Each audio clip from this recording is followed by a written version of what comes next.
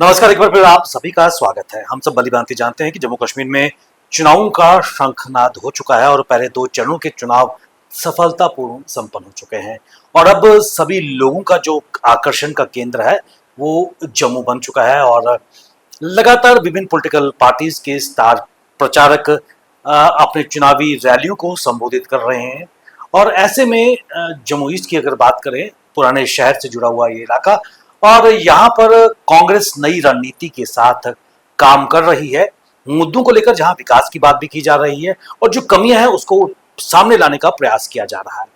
इन सब मुद्दों पर मेरे साथ बात करने के लिए आज जुड़ चुके हैं कांग्रेस पार्टी के वरिष्ठ नेता और जम्मू ईस्ट से कांग्रेस के प्रत्याशी श्री योगेश साहनी जी। नमस्कार साहब, हार्दिक स्वागत है आपका। Thank you.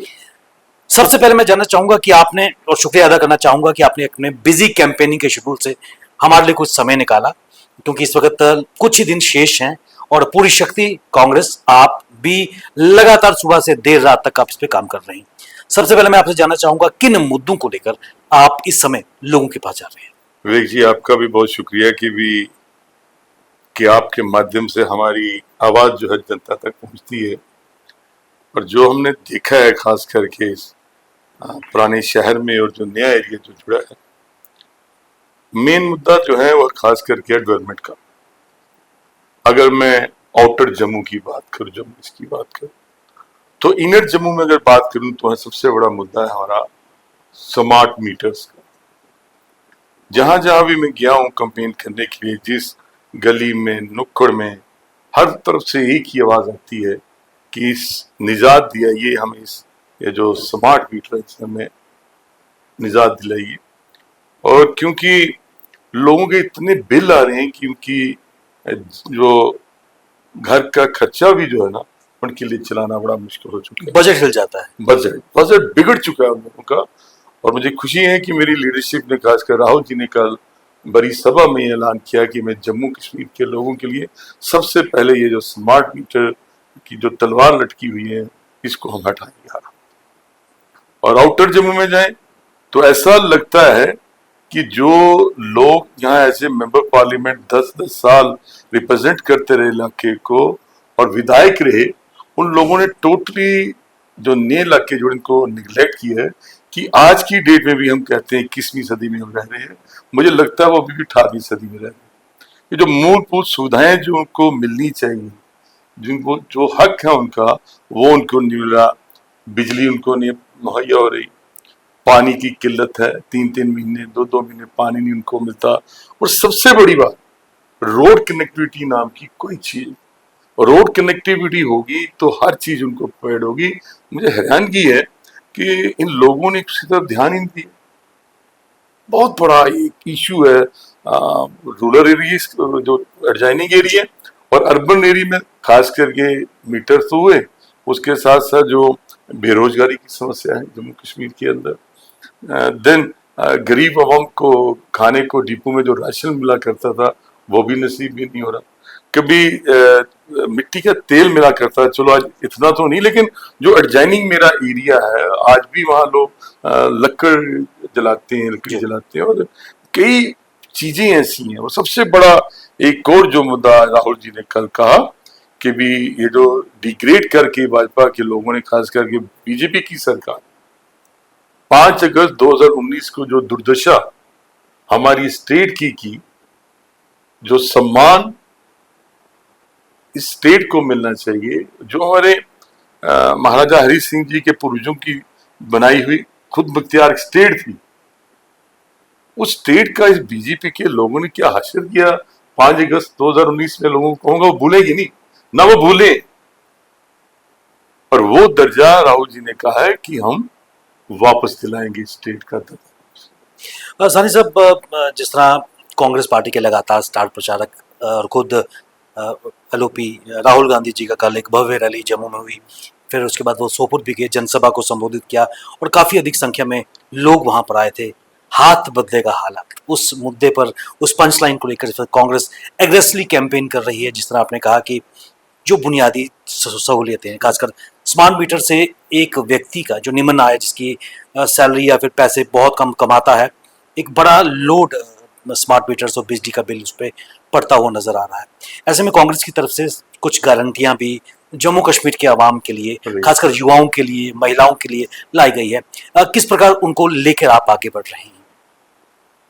एक और मुद्दा जो बेरोजगारी का है, उस सिलसिले में हमारी लीडरशिप और नेशनल कॉन्फ्रेंस की लीडरशिप में दोनों में जो एक मुद्दा जो मेन जो फोकस रखा है कि हम 3 महीने के अंदर अंदर जो हमारे पास पद खाली पड़े हैं, कोई 1 लाख के करीब पद जो खाली पड़े हैं, उनमें उनकी भर्ती की जाएगी।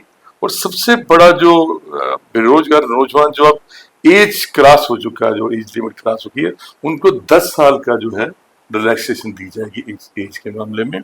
और दूसरी तरफ जो विधवाएं हमारी बहनें थी या बुजुर्ग थे जिनको ओल्ड एज पेंशन हम कहते हैं, इन्होंने टोटली बंद करके रख दी और ऐसे ऐसे क्वेश्चन लगा दिए आगे कि जैसे कि वो शर्म आती है महसूस होती है कि ये भाजपा के लोग किस मुंह से वोट मांगने के लिए जा रहे हैं अपनी हमारी बहनों और माताओं से, कि कहा कि आपने दूसरी शादी तो नहीं की। ये कौन सा क्वेश्चन मार्क करके लगा दिया इन्होंने जब फॉर्म भरने जाते हैं। तो इसको सरल उपाय किए जाएंगे पेंशनों के लिए, और 1000 से 3000 पेंशन जो है वो दी जाएगी। और जो बीपीएल के जो लोग हैं, और ये डॉक्टर साहब ने भी कहा है कि हम लोग इनको 12 सिलेंडर जो है इनको मुहैया कराएंगे हर साल के अंदर। और जो मूलभूत सुविधाएं जो मिलनी चाहिए हमारे लोगों को, हमारे अवाम को, उसकी तरफ हम पूरी कोशिश करेंगे। और खास करके मेरा जो ओल्ड सिटी का जो व्यापारी वर्ग जो है, उसकी बहुत बुरी हालत कि जब से इन्होंने एक प्रथा चलाई कि भी सेक्रेटरीट जो मूव किया करता था 6 महीने जम्मू, 6 महीने श्रीनगर, कि लोग कश्मीर के जम्मू में आया करते, जम्मू वाले श्रीनगर जाया करते। इस प्रथा को तो उन्होंने खत्म किया, लेकिन अपनी लग्जरी लाइफ के लिए इन ब्यूरोक्रेट्स ने उनको उसको खत्म नहीं किया। आज भी उनका पूरा लश्कर जाता है। सही कहा राहुल जी ने कि ये भी दूसरे ये महाराजा अपने आप को समझते हैं जी साहब, कि भी पूरा लश्कर लेके श्रीनगर जाते हैं 6 महीने के लिए और वापस लश्कर लेके 6 महीने यहाँ पर आते हैं। और पीस कौन रहा है? हमारा व्यापारी वर्ग जो है इसमें पीस रहा है। और हमने कहा है कि ये जो प्रथा जो पहले चलाई थी महाराजा जी के टाइम पे, इस प्रथा को दोबारा लागू किया। ट्रेन भी, क्योंकि आपने व्यापारी वर्ग की बात की है, ट्रेन भी अब सीधे श्रीनगर पहुंच रही है और जम्मू का भी हाल पठानकोट वाला होने वाला है, जो तस्वीर नजर आ रही है।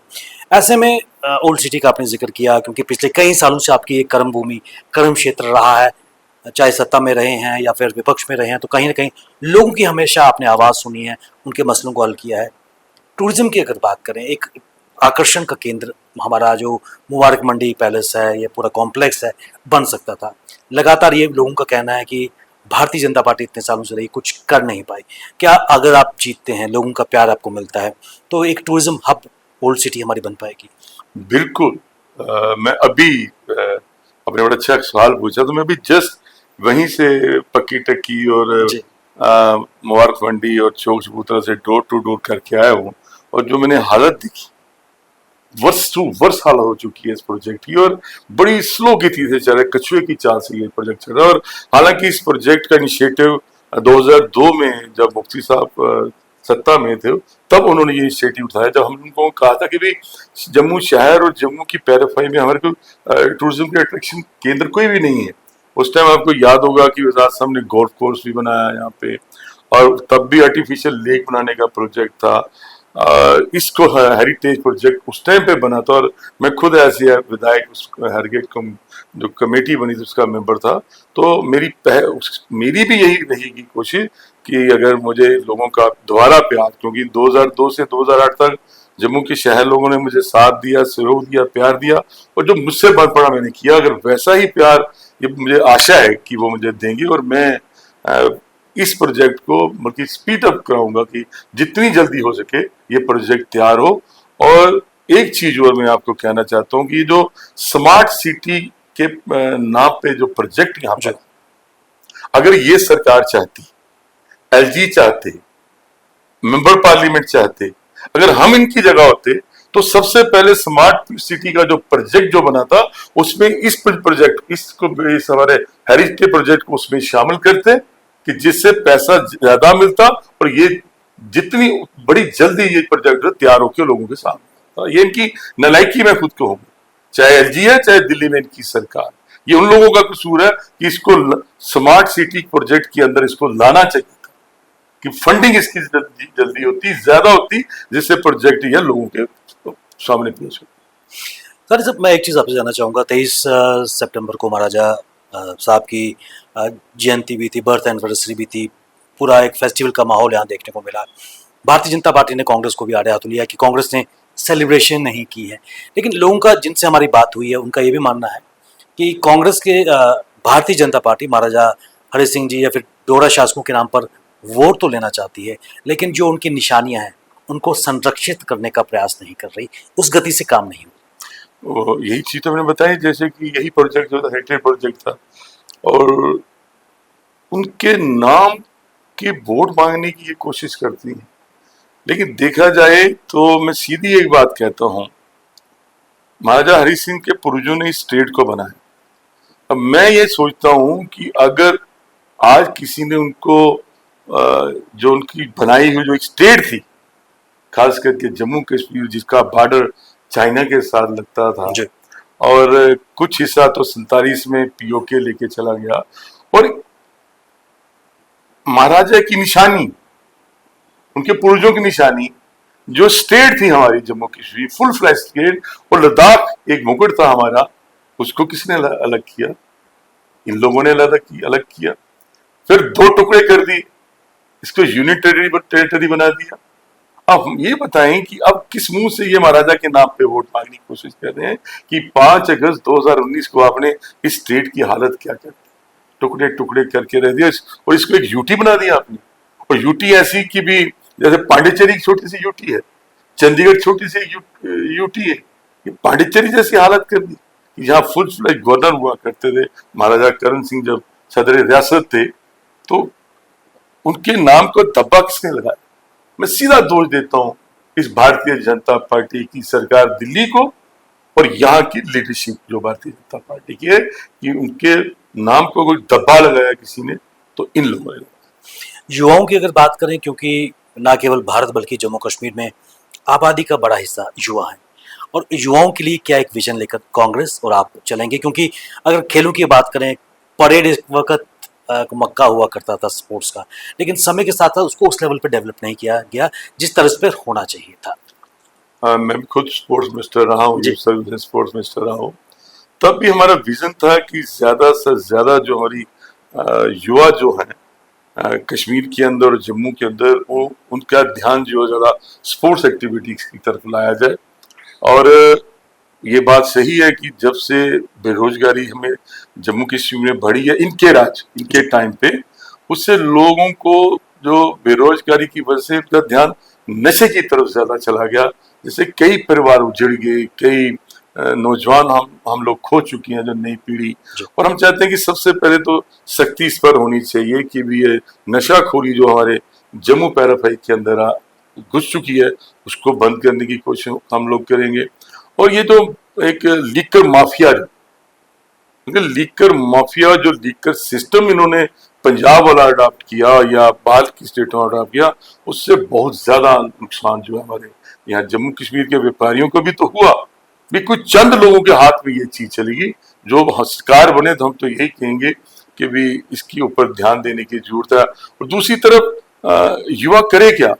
इन भाजपा के लोगों ने, सरकार ने, दिल्ली की सरकारों ने जितना व्यापारी वर्ग था बाहर से लाके हमारे जम्मू कश्मीर में, जब देखिए चाहे कोई खनन की बात है, चाहे हमारी ये ब्रिक वगैरह जो आती है, सब बात आज पंजाब से यहाँ हो रही है। यहाँ से खनन हमारा पूरा जो रेत बजरी JNK से बाहर जा रहा है, तो युवा तो बेरोजगार नजर आएगा। ये किसका दोष है? लोगों का।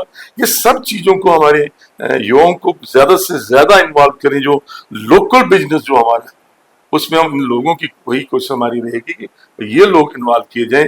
जैसे मुफ्ती साहब के टाइम, हमारी सरकार पे, आजाद साहब के टाइम पे, मुफ्ती साहब के टाइम पे हमने सेल्फ हेल्प ग्रुप बनाए थे, इन लोगों ने तो सेल्फ हेल्प ग्रुप भी खत्म कर दिया।